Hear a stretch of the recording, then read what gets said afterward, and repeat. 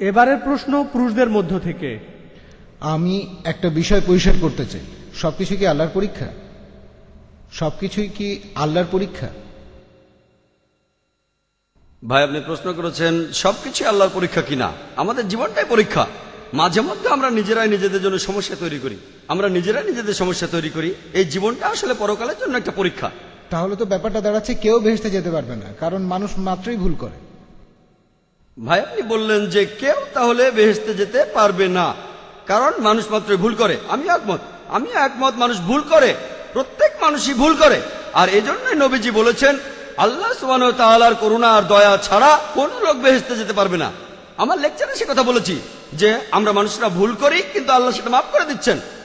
তিনি গাফুর, তিনি রহিম, তিনি করুণাময়, তিনি পরোপকারী, তিনি এই লোকদের মাফ করে দেন। তবে তিনি কিছু নিয়ম কানুন মেনে চলেন। আর আল্লাহ তিনি এমন কিছু বলেন না যে তুমি দেখতে ভালো তাই মাফ করে দিলাম, তুমি দেখতে খারাপ তাই মাফ করলাম না। আল্লাহ মানুষের জন্য আইন কানুনগুলো বলেছেন কোরআনে।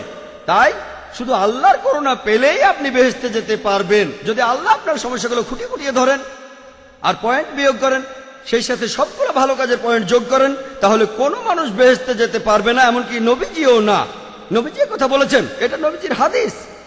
পবিত্র কোরআন বলছে আল্লাহ আপনার ভালো কাজগুলোকে 10 দিয়ে গুণ করবেন আর খারাপ কাজগুলোকে 1 দিয়ে। আর আল্লাহ এরকমই করুণাময়, তিনি মানুষকে ক্ষমা করে দেন। তবে একটা অন্যায় তিনি ক্ষমা করবেন না। পবিত্র কোরআনে সূরা নিসার 48 নম্বর আয়াতে উল্লেখ আছে এবং সূরা নিসার 116 নম্বর আয়াতে উল্লেখ আছে যে অন্যায়টা তিনি কখনোই ক্ষমা করবেন না, সেটা হলো শিরক, আল্লাহ ছাড়া অন্য কারো উপাসনা করা। অন্য কোনো অন্যায় হয়তো তিনি ক্ষমা করতে পারেন, আর আল্লাহকে ছাড়া অন্য কোনো দেবতার উপাসনা করা, এটা হলো সবচেয়ে বড় অন্যায়। আশা করি উত্তরটা পেয়েছেন।